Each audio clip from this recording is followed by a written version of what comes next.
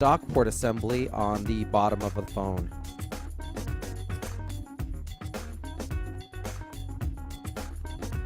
With our pentalobe screws removed, we can take a grip of the rear portion of our phone and slide it upwards about 1/8 of an inch.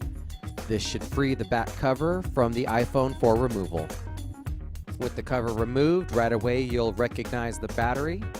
Let's use our Phillips screwdriver to remove the single screw that's securing its connector into the motherboard.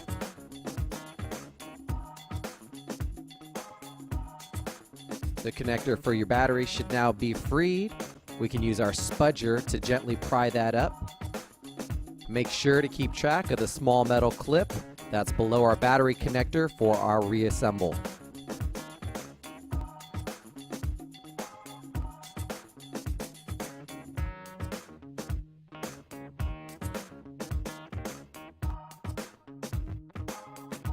With the battery removed from the iPhone, we can now bring our attention to removing the speaker assembly. Begin by removing our 2 Phillips screws, securing the dock port assembly connection down.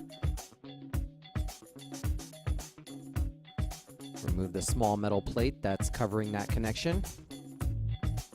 With a spudger, we can pry that connection up from the motherboard and peel back the ribbon cable.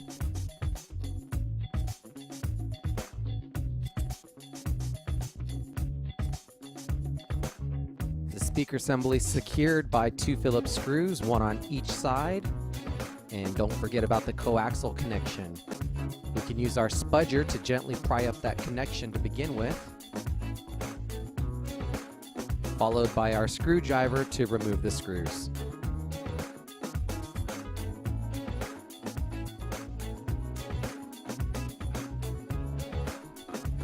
At this point, nothing further secures the speaker, and it's a matter of our spudger and a little maneuvering, and we can remove it from the iPhone.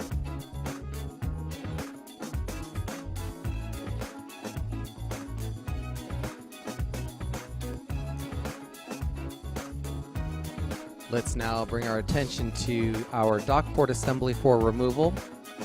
Let's start off with a small ribbon wire that's located directly behind the dock port.